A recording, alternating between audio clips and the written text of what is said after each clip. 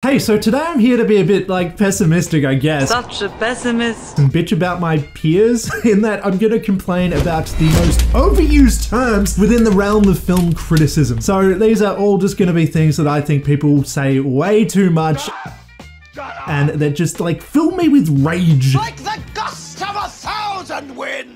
Shut up! Goddamn son of a bitch! Be gone! I hate you! And so yeah, I'm just here to complain about words, I guess. That's where my life is at the moment. Now, before I start though, I do want to point out that I am 100% sure I've probably used all of the ones I'm going to complain about myself. So, you know, the lesson here is okay to be cliche, and it's okay to be a hypocrite, I guess. Okay, so the first term that I want to talk about is juxtaposition. Now, juxtaposition is not a bad word. In fact, it's very useful. It holds meaning, and it's good. It's a good word. But it is a word that you use when you want to sound smart. It's like, ooh, look at me, I know big fancy words. That's why I've used it in the past for sure. It's also a very common word within the video essay genre of YouTube. And if you hadn't noticed that before, you're going to now, so I'm sorry for that. Juxtaposition is everywhere. Juxtaposition. Juxtaposition. Juxtaposition. Juxtaposition. Juxtaposition. Juxtaposition. Juxtaposition. Juxtaposition. Juxtaposition. Juxtaposition. Juxtaposition. Juxtaposition is just so good. But it is a word that I think, like, you just use to sound a bit smarter, you know? When you don't want to call something ironic, you say there's a juxtaposition, you know? The juxtaposition of playing children's music in that scary horror scene, instead of saying that was ironic, you say it's a juxtaposition. Editing me here, I just want to point out that I intend no shade on the creators that I'm using as examples here. I'm a fan of many of these channels, so yeah, it's not supposed to be like me calling anybody out or exposing them or something like that. Like, it's just a bit of fun criticism. Just want to make that clear. The next term I want to talk about is when people say that the location that a film was set in was like another character. And this one is such bullshit because it's like, it doesn't even fucking mean anything. Like, settings and places, locations and stuff are different from characters. They are two different things. Settings, characters, they're different things, and it's not a compliment to pretend like one thing is the other thing because they work entirely differently. It doesn't make any sense. It'd be like saying, wow, this movie's score is very cinematography. Like, what are you even saying? It doesn't mean anything. The other thing that pisses me off about this one in particular is that people always say it as if they're the first person to ever say this sentence and they've come up with the very idea of a place being like another character. They'd be like, oh wow, this film captured New York so well. It's almost as if like New York was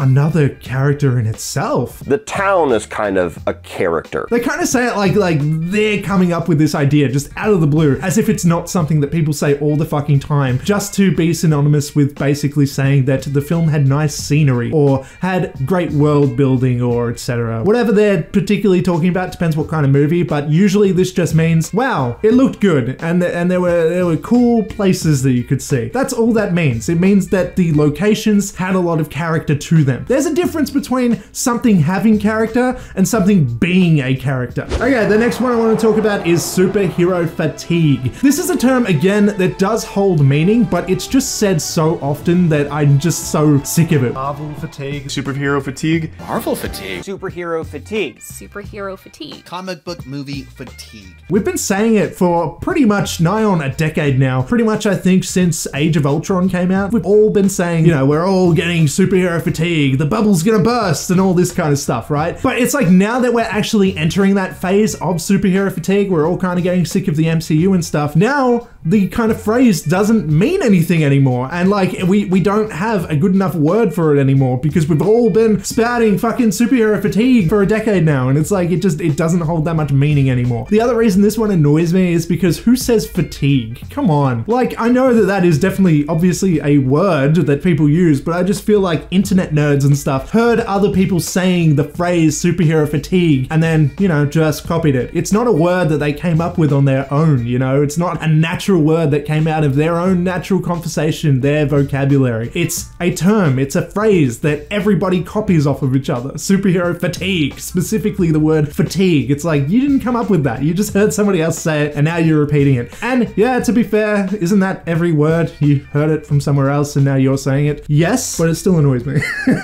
All right, the next one, and this is the most pretentious of the list, I would say, is tour de force. Because again, this is not something that you come up with in natural conversation. This is not something that you're just gonna accidentally say, you know, tour de force. It's such a critic term, and it's so unnatural, and it's just like so pretentious. You are trying to sound smart. It's just so annoying, because what does it even mean? It means it's great. Or whatever, right? I don't speak French. Next up is when people say, oh wow, this is the rare sequel that surpasses the original. And I don't like this one because it's such an outdated topic, because it's like, sequel doesn't mean bad anymore, you know? And I'm kind of sick of us all pretending like it does, because we've been out of that era for a fucking long time now. You go back to T2 Judgment Day in 1991, which is by far the fan favorite of that franchise. We've been having good sequels for like at least 30 odd years. I just feel like the kind of reputation that sequels have hasn't really evolved with the films that have. We're kind of living in the sequel age at the moment. I don't think that's exactly a secret or anything, and there's a lot of good sequels out there, you know? I just think that it's a dumb thing to say. Then there is when people say that this isn't a movie, it's a because shut the fuck up. They are interchangeable. Film and movie mean the same thing. And look, I get it. When you really want to emphasize just how good a film is and how artfully done it is and everything and how smart and great and whatnot it is, you don't want to sort of dismiss it as being the same thing as other movies are, like the Angry Birds movie or Sonic or Mario or some shit. Movies like those, you know? Boss Baby. I don't know why I'm attacking children's films, but Boss Baby is a movie. Whereas like Parasite is a film. I get it, you want to differentiate somewhat. You don't want to sort of like disrespect the great films against the pretty shitty movies, but you're really overthinking the term, and I don't know. Movie and film, they mean the same thing, and I just feel like it's very annoying when people say it, because this is, again, is another one that I feel like people say where they feel like they think they're coming up with this, like they're the smart one that has like figured this out. Well, film means artistic and movie means entertainment or whatever, and it's like, shut up. Everybody fucking says it all the time. Next up is when people say that a movie looked like a video game as criticism. And for one, I would say that this is another outdated one, because hey, video games don't look half bad now, you know? Like, you can't even tell the difference between real life and video games half the time. Maybe that's a bit of an exaggeration, I admit, but you know, the technology is getting there. It's only advancing. We're gonna be there one day. But yeah, pretty much video games don't look bad, so I think it's kind of a dumb complaint. I get that it's shorthand for basically saying, well, it all looked fake and I didn't really buy into it. And I understand that not everything has to be completely literal. It's more a shorthand for what you actually mean, but it also feels very dismissive to video games themselves. And that's what kind of annoys me about this one in particular, because it's acting as if video games can't tell good, mature stories and all that kind of stuff. And I find that really annoying, because this is another sort of outdated concept that doesn't really apply to video games nowadays. I mean, you go to the very, very obvious example of The Last of Us. Right there, my point is proven. Next up is when people call a movie a cautionary tale. Now, again, there's nothing wrong with saying this, and it can definitely be a fact a lot of the time. And when it comes to movies that deal with serious and bleak topics that are usually based on true stories or anything, if it's a biopic, if it's about drug addiction, whatever it is, you're gonna hear a lot of people saying that it is a cautionary tale. Cautionary tale. Cautionary tale. Cautionary tales. Cautionary tales. A cautionary tale. It's just that fucking everybody does it all the time. Everybody says, oh, it's a cautionary tale. If the movie is about real life violence or drug use or whatnot, it's always a cautionary tale. I get it. There's nothing wrong with calling something a cautionary tale. I'm just sick of hearing it, I guess. It's like, I get it. Trainspotting is a cautionary tale against drug use and stuff. I get it, okay? But get better terms. Get new terms. I'm sick of hearing the same thing over and over and over again. All right, next up, and I admit this one is a bit of an outdated complaint. This is more from 2019 specifically. Yeah, 5 years ago, everybody was using the word culmination, and it was because it was all in the lead up to Avengers Endgame. You know, it was the culmination of everything that came before it, and that's fine, because it was that. It's just that every motherfucker was using this term. In every video about Avengers Endgame, every single person said, this is the culmination of all the movies that came before it. Culmination. Culmination. Culmination. Culmination. Culmination of. This is the culmination of. culmination of And this is a fucking 5-year-old complaint. I even made a video about it 5 years ago, but it was worth complaining about here again. I was so sick of hearing the word culmination. All right, next up is source material. Again, useful word, nothing wrong with the word itself. It's just that it feels very pretentious when people want to avoid saying things like, oh yeah, it's from the games, it's from the comics. They have to say, it's from the source material. I don't know, man. I just find it very irritating when I hear the term source material. I don't know why. Source material. Source material. The source material. Source material. Source material. It just sounds pretentious and it bothers me for whatever reason. And I've used it many times myself. I'm aware there's nothing wrong with using the word. And I'm sure there are plenty of times that the word is used that I hear and it doesn't bother me. I'm just like, yep, that fits in. It's just that when people overuse it and they keep referring back to the source material, the more times you say source material in the one video, the more I get annoyed, if that makes any sense. So I feel like it's okay to say once or twice, but if you keep saying it, it's like, come on. Then there's also, and this one is more of a like movie news term, more so than a review, but this is when people say that so-and-so or to a director is at the helm. Again, I get it. I get what you're saying when you say this. You're saying they're driving the ship, they're in charge, you know, that's what the term means, at the helm. Liam Hemsworth at the helm. Yeah.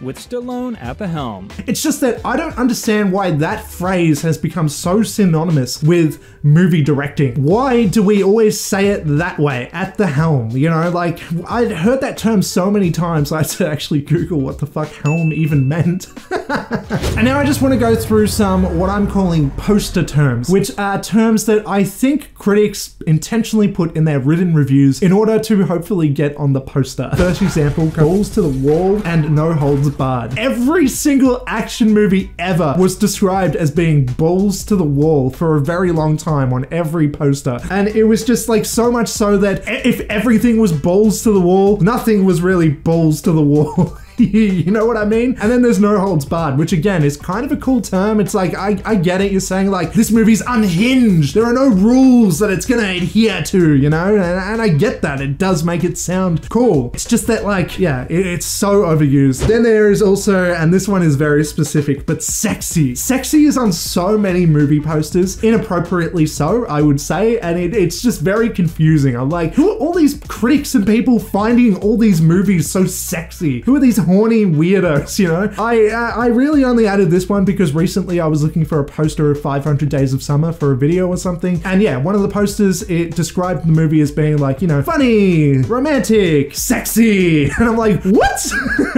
What the fuck is sexy about 500 Days of Summer? Look, I get it. If you're attracted to like the actors in it, fine, whatever. That doesn't make the movie itself like sexy though. It's not like a sexy movie, you know? I don't understand all these people finding all these movies sexy. I think this is a very sexy movie. Shut up, what are you talking about? I find it crazy. All right, and now just the last few. These are more sort of poster terms that I've lumped together. First up, there's so many posters that say a triumph. Then there's also, this is the movie we need right now. There's also, this movie will do for subject what Jaws did for the water. So it'll be like Blumhouse's Night Swim did for swimming pools, what Jaws did for sharks. I don't think anybody's saying that, but that is an example. And then there is also, this movie is the Empire Strikes Back of whatever franchise it's part of. And I get it, it's an appealing sort of thing right there. It's a good example to use. If you have a movie that is the second one in a trilogy and it's a bit darker, you want to say it's the Empire Strikes Back of whatever you're talking about. I get the temptation of doing it. It just feels like it's so overplayed at this point. It doesn't even mean anything anymore. It just means that maybe your second movie has a bit of a dark ending. And I'm just kind of sick of hearing it. I'm sick of hearing all the fucking comparisons to Star Wars all the time. Maybe that's just because I'm personally sick of Star Wars and I don't like Star Wars all that much. And it's like,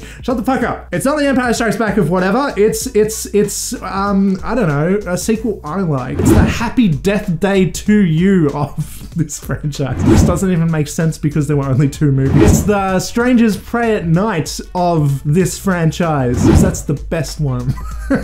It's the Dawn of the Planet of the Apes of this franchise. Fuck yeah. Although I'm 100% sure a lot of people would say that Dawn of the Planet of the Apes is the Empire Strikes Back of the Planet of the Apes Caesar trilogy. Anyway, yeah, so those are the terms. Those are my complaints. If you have more that annoy you for whatever reason as well that I have missed, let me know and all that stuff. And tell me if you agree with the grievances I have with these random terms. So that's about it. Before you go, please like, comment, share, subscribe, all that shit. I'm Addy. Goodbye.